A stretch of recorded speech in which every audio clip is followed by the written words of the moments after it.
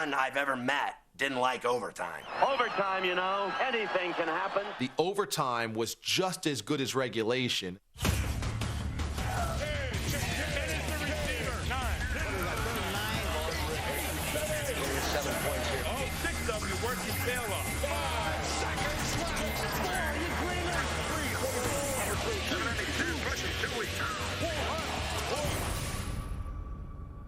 I say every game should go to overtime. More pressure, more anxiety, more stress.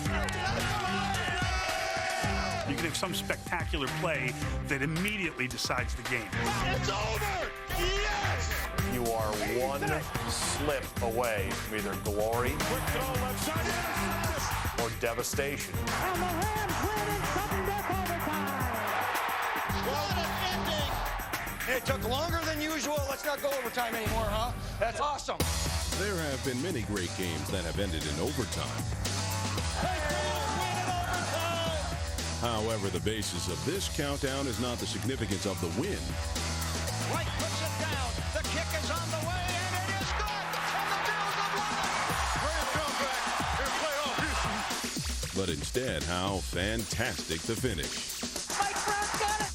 Sudden death is great because the first team to score wins, but it's not so sudden when it's a field goal. That's not sudden death. That's very much anticipated death. I know that death is coming. The hold, the kick, it's on the way, it's up, and it's going. So it's much better when sudden death really is sudden death, like the way it was in Packers-Cardinals. Rodgers hit. Ball came out. Cardinals have it dancing. He's going to score. Where you're like, oh my God.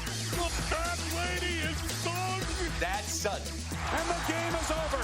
What a way for it to end. That's the sudden death. That's what we're looking for. That's the good stuff. The number 10 overtime finish of all time. We want the ball, and we are going to score. What do you call it? I like to call heads. Heads is called.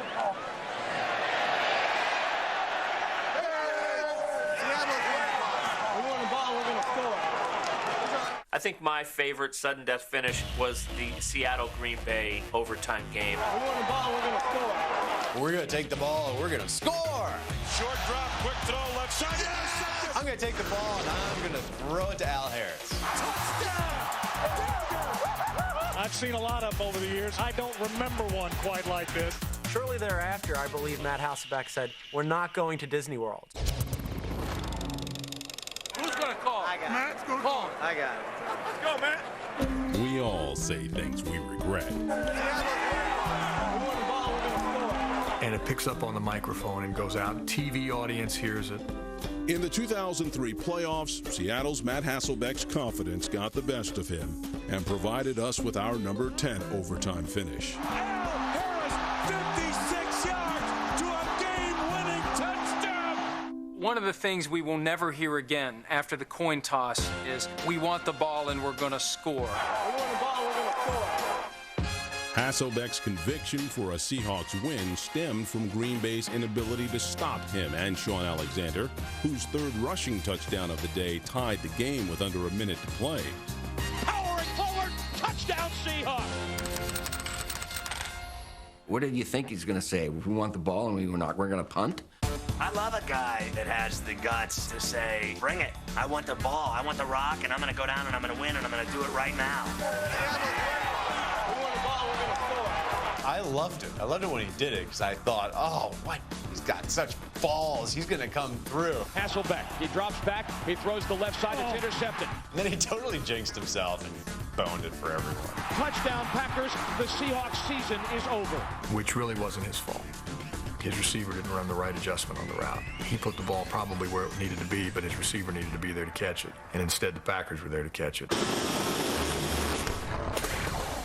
Do you regret saying that? No, heck no. I regret that it came across over the loudspeaker to everybody. I have too much respect for those people, those fans, for that to come across as like, hey, I don't know, arrogant or whatever. What it was is, I was having a blast. Hasselbeck may not regret his choice of words, but Al Harris put the Packers at number 10 on our countdown with the first defensive touchdown to win an overtime playoff game in NFL history. Just tragic. Dreadlocks in his wake. Al Harris, 56 yards to a game-winning touchdown. Come on, Giants, eat them up, baby! A nice long overtime game definitely gives the fans more bang for their buck. But it doesn't guarantee a place on our countdown. In 1997, a defensive slugfest between the Giants and Redskins turned into a real headache for Washington quarterback Gus Frerotte. Chase goes to the end zone. Touchdown, Washington Redskins.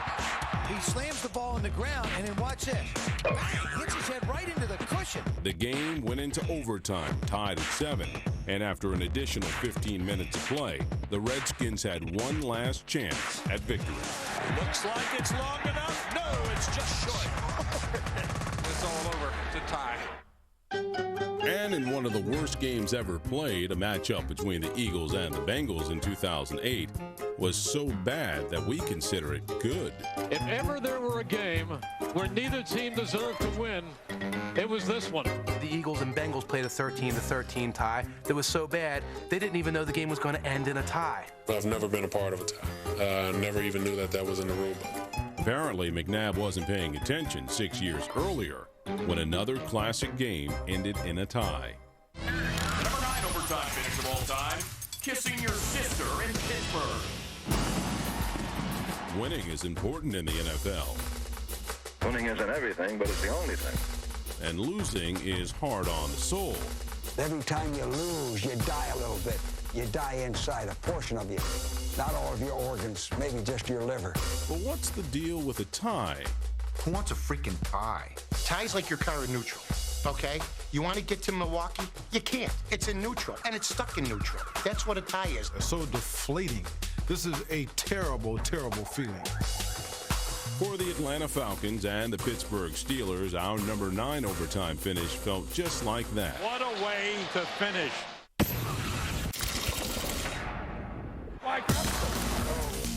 The Steelers forged a record-setting performance against the Falcons. Looks left, throws it. Touchdown, Pittsburgh. Hines Ford. Yeah, Tommy Maddox. This is the guy throwing for 400 yards in a game. Unbelievable to me. Tommy Maddox threw for 4 touchdowns and a career-high 473 passing yards. Throw it down the field for Plex, and it's tipped and caught in the end zone for a Pittsburgh Steelers touchdown. Keon Carpenter tipped it. Plexico Burris stayed with it. Tommy Maddox is having the game of his life. Plax Burris is having the game of his life.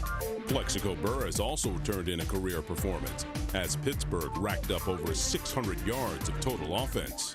Plexico Burris goes all the way for the Pittsburgh Steelers touchdown. Let's go again. Pittsburgh's a tough place to play anytime, and then down by 17 points going into the fourth quarter is not something you're looking forward to.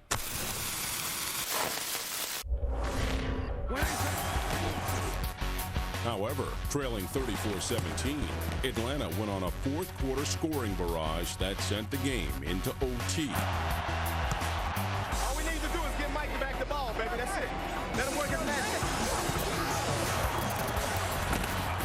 Every place the Steeler defense was, Mike Vick wasn't. Every place Mike Vick was, the Steeler defense wasn't.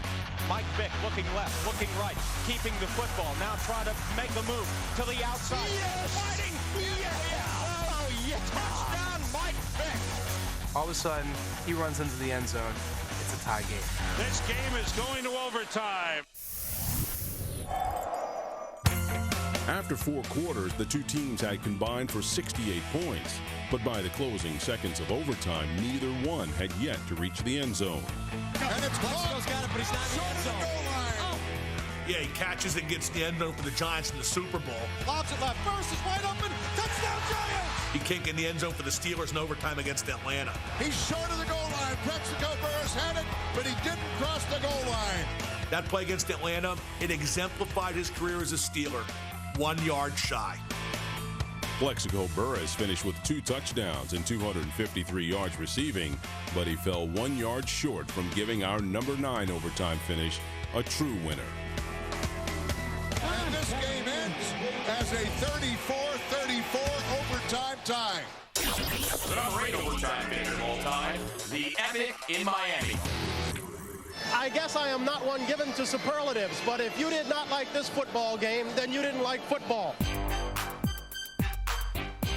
33 years, I've never seen anything like it. Got a man at the 20, 10, touchdown. In talking about overtime. You're talking about sudden death, and you're talking about the playoffs. That playoff game had just about everything. Throws it toward the end zone. Touchdown, San Diego. It was one of those games you just didn't want to end. This is the greatest overtime of all time, and arguably the greatest game of all time. In a game that featured 10 touchdowns and over 1,000 yards of total offense, our number 8 overtime finish was one of the NFL's greatest offensive shootouts. There was the Don Strock hook and ladder play. Gets a rush, steps up, throws it downfield. It is complete. The lateral back at the 20, the 10, the 5, into the end zone, touchdown. Big comeback. Oh, they did it with a gadget. That's right, I knew it all along. Never give up on Miami. The hits were hard that day in Miami. Upended at the 30. But it was the humidity that really affected the players. It was the heat that was in Miami that was just zapping both teams of all their energy. A lot of guys got dehydrated. I mean, it was hot and it was humid. It was an oven. It was thick. The humidity was thick. And when you're talking about 85-degree temperature with 88% humidity, that's a long night. Winslow spent the game battling fatigue and dehydration, along with a pinched nerve in his shoulder, a gash in his lower lip that required 3 stitches, and severe cramps. He got into this rigor mortis cramping thing, and once you get in, you can't get out. But he kept coming back. Despite his ailments, Winslow set a playoff record with 13 catches for 166 yards. Over the middle, he's got his win man. Winslow, touchdown. I was standing on the sideline thinking he really wasn't tired. The guy gave everything he had in that game. Everything. I guess I want to say he's one of 22 players. We all probably felt like that. Give it your all, and he gave it his all. And I'm sorry, Bob Kuchenberg, you're out of bounds.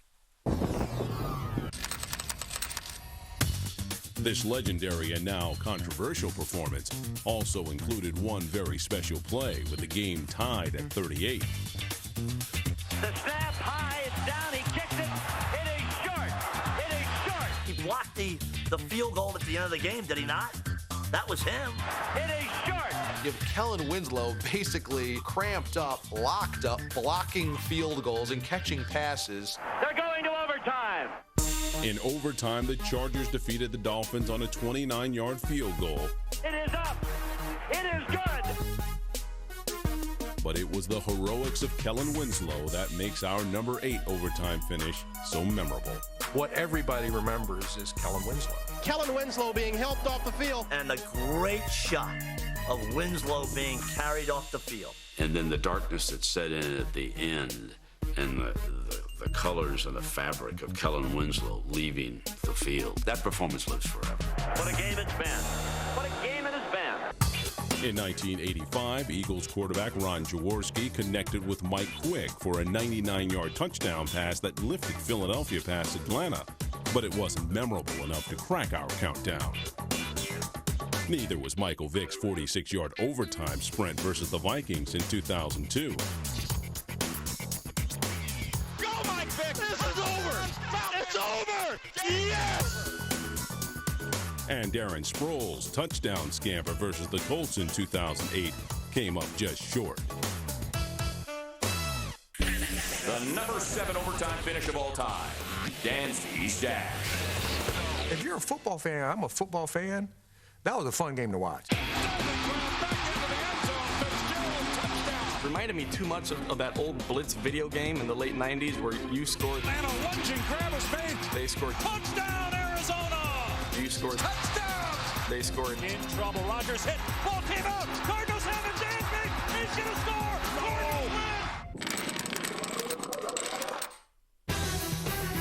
Our number 7 overtime finish features 96 combined points between the Packers and the Cardinals.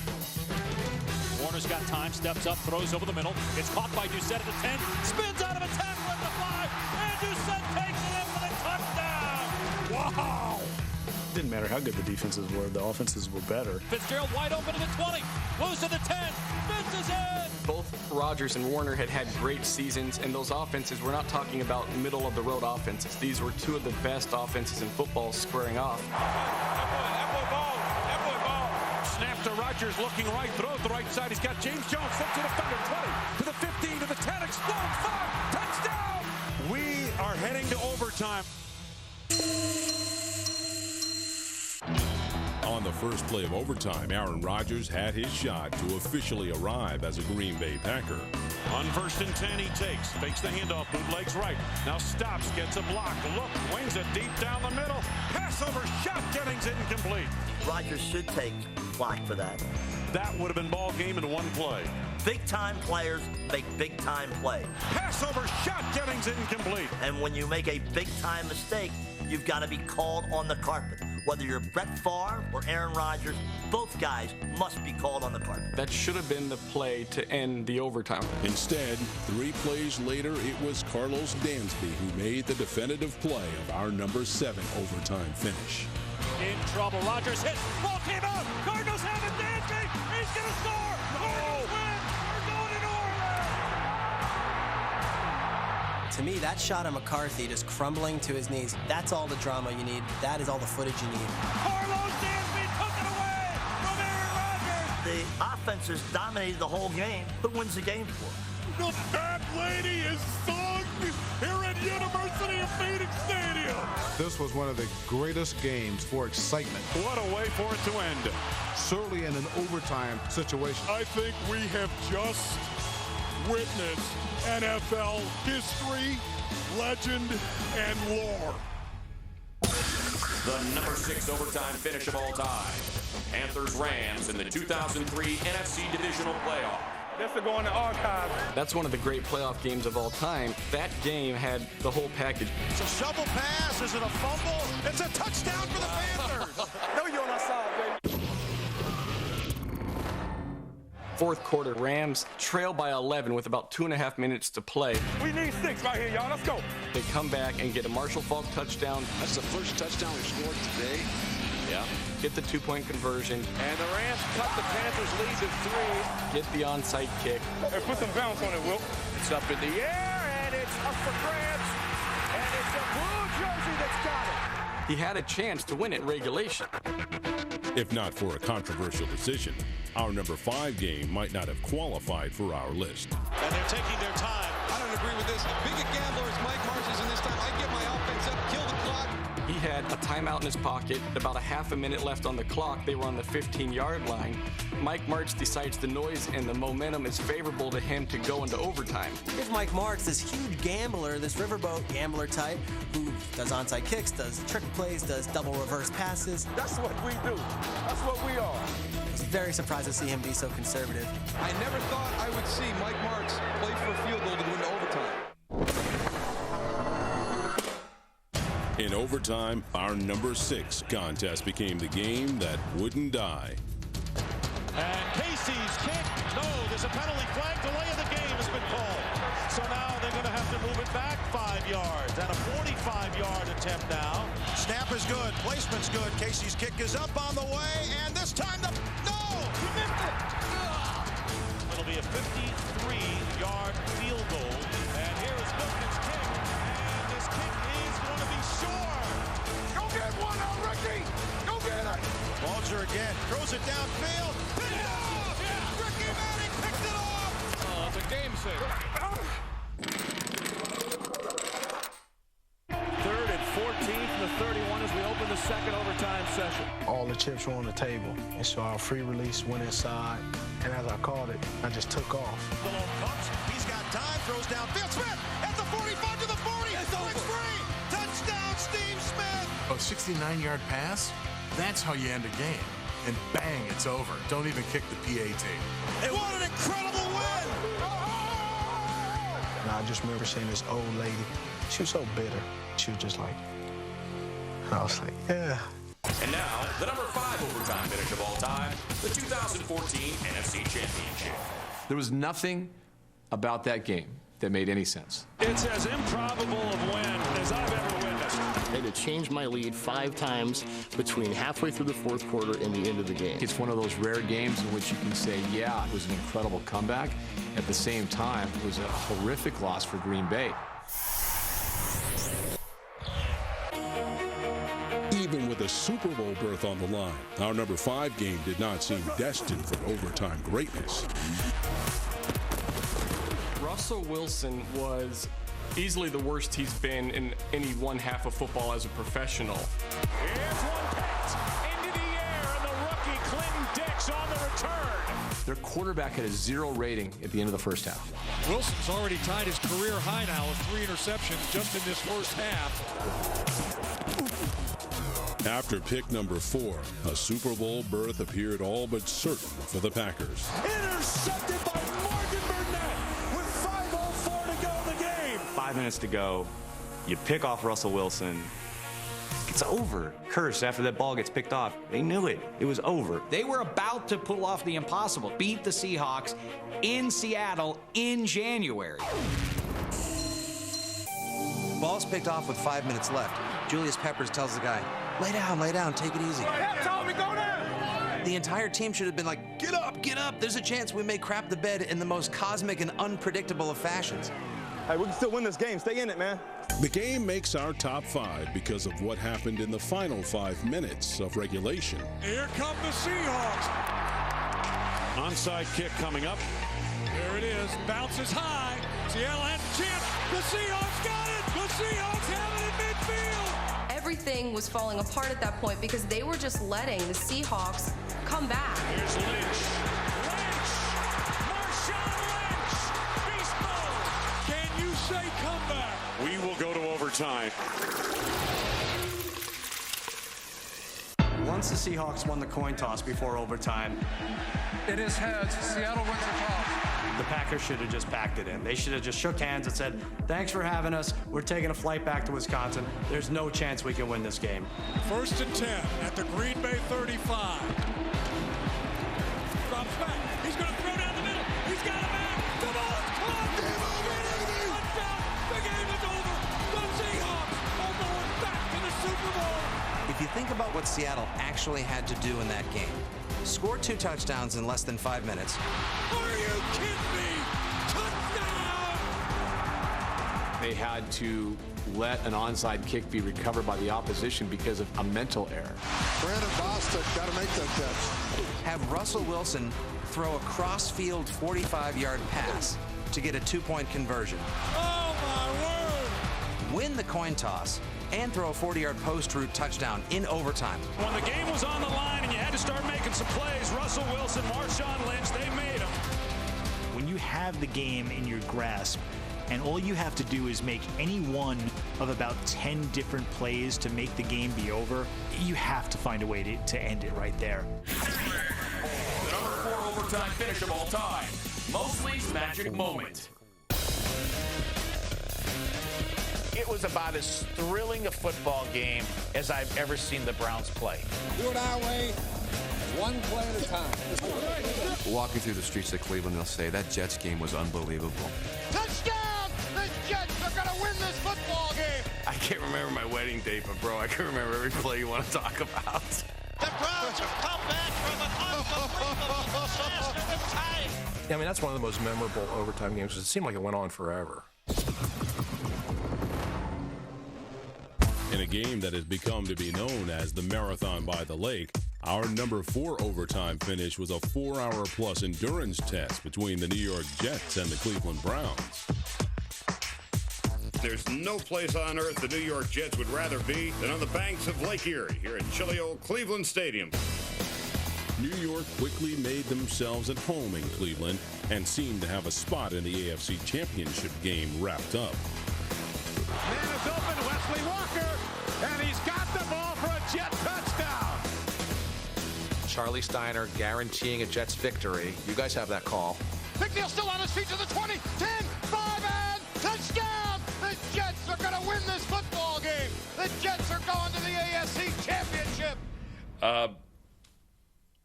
Let me defend myself. The Jets are about to take a 10-point lead with 4 minutes to go. The Browns, in 56 minutes, had scored 10 points. They're going to score 10 in 4? So that is what my brain is thinking at the time. Sorry, Charlie. Great beard. Bad call. Charlie Steiner's call may have stayed true, if not for a bonehead play by New York's Mark Gastineau on a 2nd and 24. Oakland gets time, and it's slapped right back at him, and here's another penalty marker down. They might have Gastineau on a late hit. The quarterback, number 99, that's 15, that's a first down. I thought that it was a hit that I didn't think was that out of the question. Thank goodness for Mark Gastineau, the 12th man for the Cleveland Browns, late in the 4th quarter. It got him a first down. Bernie Kosar then threw 5 terrific passes. Kevin Mack is in standing up. And all of a sudden now you're only down by 3. Bernie Kosar finished with a playoff record 489 passing yards and put the Browns in position to send the game to overtime. Snap and set down. Kick on the way. It's up and good. And the Browns rally back and tie the game, and we're going to go to overtime. Now that was the other thing. We didn't have just one overtime. We had 2 overtimes. Which was due to Browns kicker Mark Mosley, who was walking a tightrope between being a hero and a goat. No, it's no good. The Jets will get the ball back at their 20. The thing that made it dramatic was that it was Mosley at the end. Mosley missed a sure shot. In his defense, late in the year, swirling winds at Cleveland Municipal Stadium, it was a nightmare place to kick a football. That's not going to be close. Way short. But Mosley would get another shot to end the 3rd longest game in NFL history and the number 4 overtime finish of all time. All right, those of you with heart pacemakers, get the batteries recharged right now. Snap and set down, and the game is history. Cleveland wins it. A double overtime, 23-20 Browns victory. Overtime is the place for kickers to shine. And it's good! It's good! But they are not the only special teams heroes who are born in OT. Oh, you're missing the David Williams kickoff against the Lions in overtime at Thanksgiving. In 1980, the Bears made the Lions die the most sudden of deaths when kick returner Dave Williams took the opening kickoff of overtime 95 yards for a score. And although this lightning-fast finish didn't crack our countdown, it was the first ever overtime to end on a kickoff. And the Bears win it in unbelievable fashion. A year earlier, the Rams shot the Vikings in overtime when holder Nolan Cromwell took it upon himself to seal the win for L.A. And the Rams win in sudden death overtime. And in 1989, the Vikings were fooled by a holder again, this time at the hands of the Browns' Mike Pagel.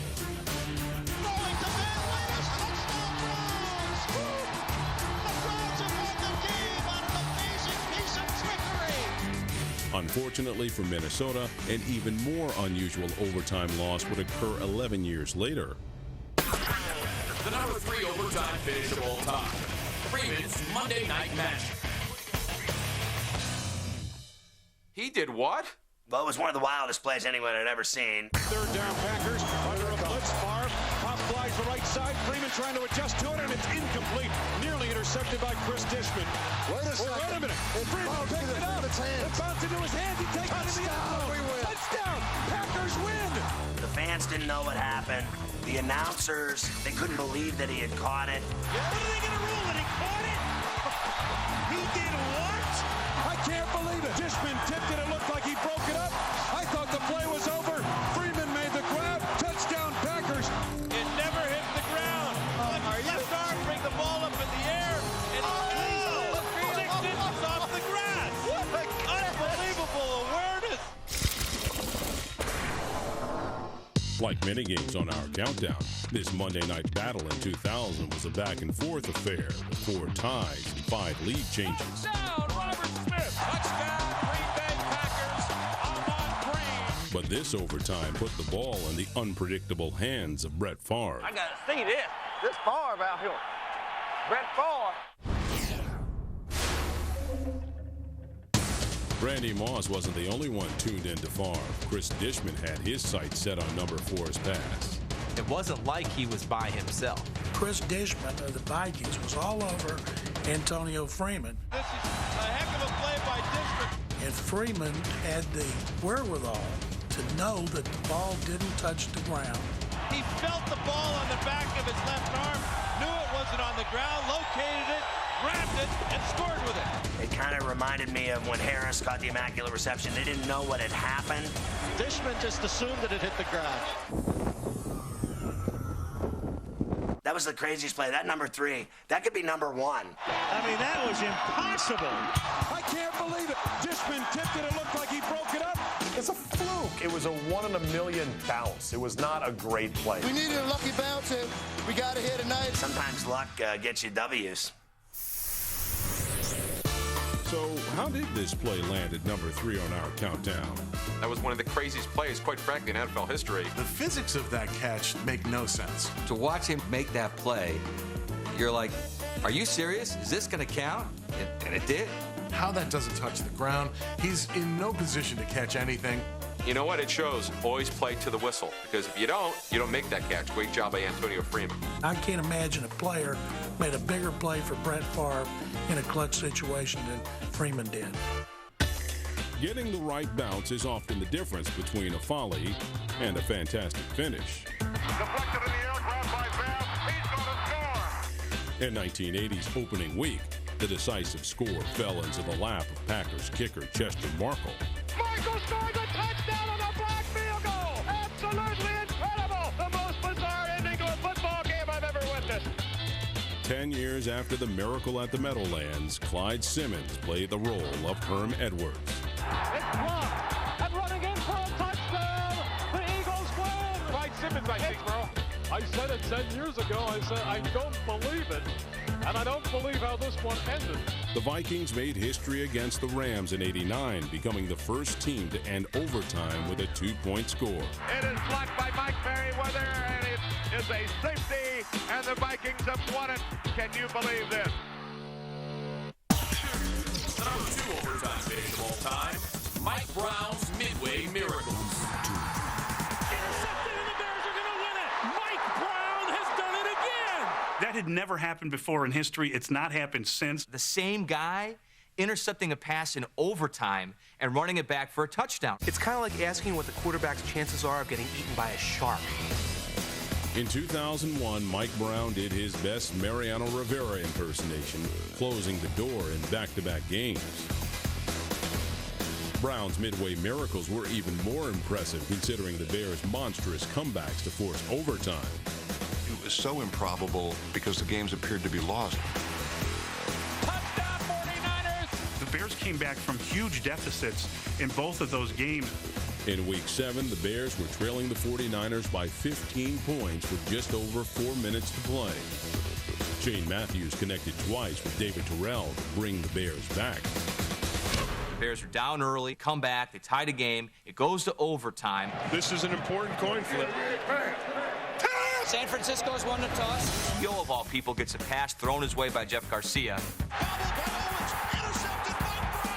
And Terrell Owens was Terrell Owens back then. Terrell Owens short arms the ball comes out. Terrell Owens fumbles the ball, dishes it up for Mike Brown. And Mike Brown goes, hey, look what I found. Short set, quick throw, slant. Oh, he's going to be intercepted up the ball. Mike Brown's got it. Mike Brown has intercepted the ball. The Bears have won. A typical team might have 3 or 4 interception returns for touchdowns in a season. That's across 550 passes. Picked off, gonna go, end zone, touchdown! So a typical pass has about a 0.6% chance of getting intercepted in return for a touchdown. Looks in his direction, and picked off! He's gonna go all the way! The chance of doing that twice in a row comes to 0.000405%. And that's the chances of a team doing it twice in a row. A player doing it twice in a row in overtime? Does he have to get struck by lightning too? The following week, the Browns battered the Bears for the first 59 minutes of the game and led 21-7. Cleveland is drilling the Bears. I mean, it's over. The Cleveland game, they had to score a touchdown. Back to throw, Shane. In the end zone, touchdown. Win an onside kick. Bounces up in the air, it is loose, and the Bears are saying that they have it. And then they had this unbelievable last-ditch throw to tie that game and force the overtime. Matthews stands in the pocket, steps up, heaves the ball, down into the end zone. It's going to be a tip ball to James Ellis. He got it! This is unbelievable! We thought last week was unbelievable. This is unbelievable! The clock reads 0-0, and we are tied at 21. People can't believe that the Bears actually forced overtime for a second straight game.